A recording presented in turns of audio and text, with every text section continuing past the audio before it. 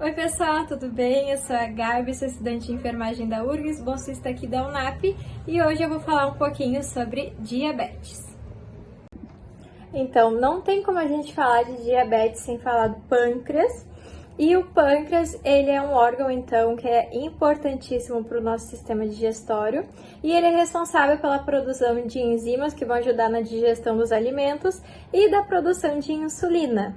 No pâncreas também a gente tem algo muito importante que é chamada de ilhotas pancreáticas, que é um grupo de células, então, que vão dar origem a, por exemplo, tem a célula alfa, que ela vai dar origem ao hormônio glucagon, e a célula beta, que vai dar origem ao hormônio insulina. E aí vocês vão entender mais daqui pra frente.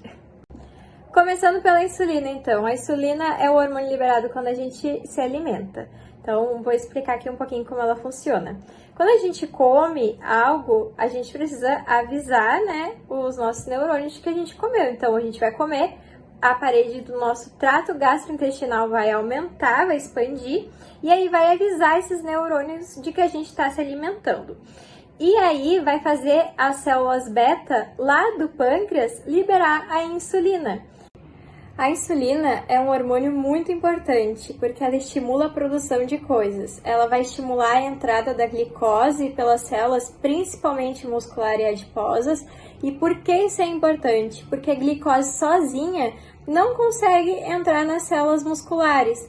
E por que a gente precisa de glicose nas células musculares? Porque a gente precisa de energia, né? Se não entra glicose, não tem energia. Então a insulina ela vai fazer com que, por meio de uma proteína chamada GLUT4, com que a glicose consiga entrar nas células musculares. Olha a importância da insulina. Além disso, ela vai estimular a reserva de glicose, né? Vai armazenar o excesso dessa glicose, vai estimular a lipogênese, que é a formação de lipídios, triglicerídeos, colesterol, vai estimular a síntese proteica, que vai fazer o potássio entrar nas células e abaixar o potássio sanguíneo. E ela ainda é conhecida como hormônio hipoglicemiante. Ela vai abaixar a insulina no sangue e, além disso, ela é um hormônio anabólico, porque parte do metabolismo dela está relacionada com a formação de coisas. E agora vamos falar um pouquinho sobre o hormônio glucagon, que é aquele feito pelas células alfa do pâncreas, que eu falei lá no início. E ele é um hormônio catabólico, né? Ele faz a quebra de coisas. Ele é um hormônio do estado de jejum, então ele é liberado pela diminuição da glicose no sangue. E se a glicose estiver baixa, o glucagon vai quebrar a glicose que está armazenada no fígado para manter a glicose ali nos parâmetros normais do nosso corpo, né? Vai estimular a produção de glicose pelo fígado, vai estimular a lipólise, né, a quebra de lipídios, vai estimular a proteólise muscular e vai estimular também a formação dos corpos cetônicos. Alguém aqui já ouviu falar de jejum intermitente? Então, tá envolvido nesses corpos cetônicos, né? São as moléculas que vão formar a partir dos lipídios e elas podem ser usadas como fonte de energia, principalmente pelo sistema nervoso. Então, quando a pessoa passa muito tempo sem comer, né? Mais de 16 horas, vai ter essa liberação dos corpos cetônicos como uma forma do corpo liberar energia. Então, diabetes, o que é a diabetes? É um distúrbio caracterizado por um defeito ou uma deficiência na secreção da insulina, menor utilização da glicose, hiperglicemia, distúrbio no metabolismo dos carboidratos, dos lipídios e das proteínas. Explicando um pouquinho da fisiopatologia da diabetes, então, como eu falei lá antes, né? Sem a insulina, as células musculares adiposas não vão conseguir captar a glicose e a gente precisa de glicose para gerar energia, né? E aí, com isso, a glicose sanguínea vai aumentar. Por quê? Porque o corpo não entende porque não está entrando glicose nos nossos músculos e vai ficar enviando sinais para que haja mais produção de glicose, né?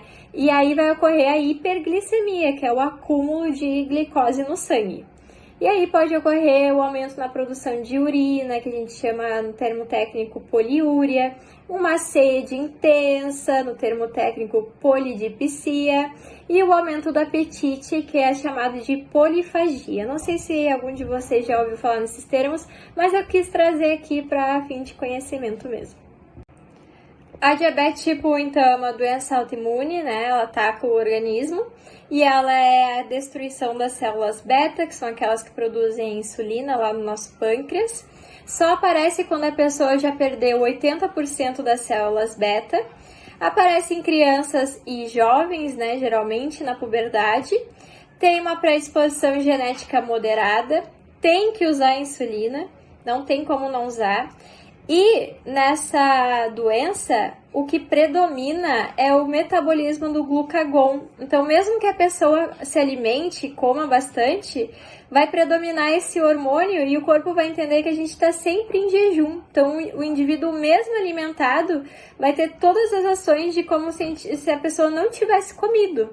E aí o corpo vai estar sempre produzindo glicose e não vai conseguir também captar a glicose para os tecidos musculares e adiposos. Por isso que é obrigatório o uso de insulina para conseguir, né, captar essa glicose lá para as nossas células musculares.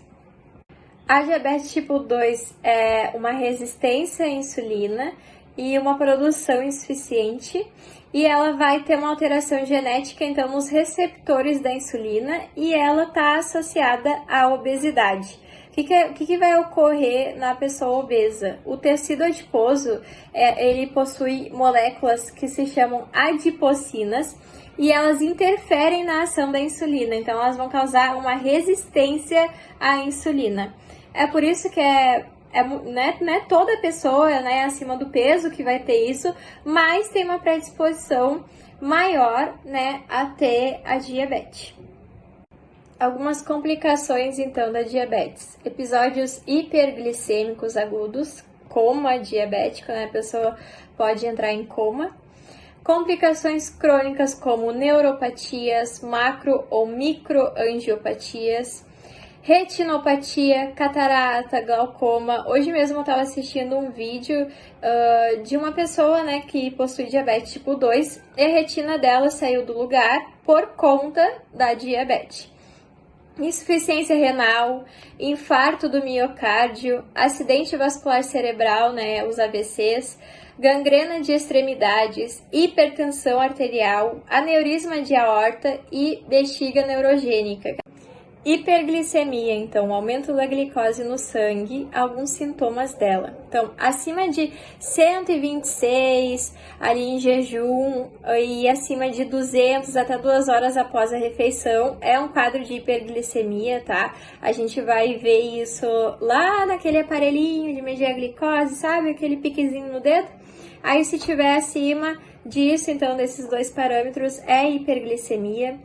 Cansaço, urinar frequentemente em muita quantidade, sensação de boca seca, muita sede, visão turva, muita fome, tá difícil de saciar, comichão, especialmente na zona genital, e também pode ocorrer hiperglicemias pontuais provocadas por situações de estresse, ingestão de hidratos de carbono em excesso nas refeições prévias, infecções urinárias, intestinais, respiratórias e alterações na ação da medicação.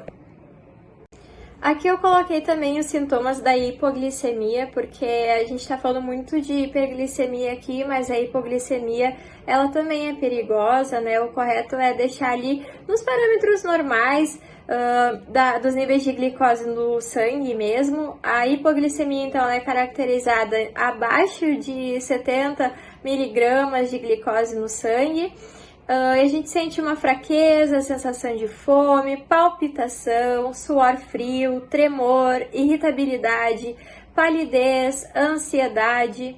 E a falta de açúcar no cérebro pode provocar tontura, visão turva, dores de cabeça, náusea, confusão mental, amnésia e convulsões. E em situações limites da hipoglicemia pode levar ao coma. Então, assim, gente, É muito perigoso também, e quem faz uso de insulina, eu recomendo fortemente que meça, né, a glicose ali antes de aplicar a insulina no sangue, porque às vezes a gente pode estar com a glicose baixa e aí vai aplicar a insulina, vai baixar mais ainda, então é importante manter esse controle, né? Alguns cuidados, então. A diabetes é uma doença que não tem cura, mas ela pode ser bem controlada. E é chato que eu vou falar aqui, né? Porque a gente sempre ouve que tem que fazer exercício e cuidar da alimentação, mas essa é a forma mais eficaz de prevenir e também de manter o controle dessa doença e de outras doenças crônicas também. Então é muito importante cuidar dos alimentos que a gente está ingerindo, né? Cuidar para não tá ingerindo tanta gordura, muito doce. Fazer exercício físico vai nos auxiliar nesse controle também e melhorar várias outras coisas na nossa vida. E além disso, né, para quem já tem a doença, tem que fazer o uso da insulina corretamente, das medicações corretamente e sempre, né, tá em dia com os exames no médico. É isso, gente. Espero que vocês tenham gostado. Qualquer dúvida pode deixar aqui nos comentários que eu respondo, tá bom? Beijo!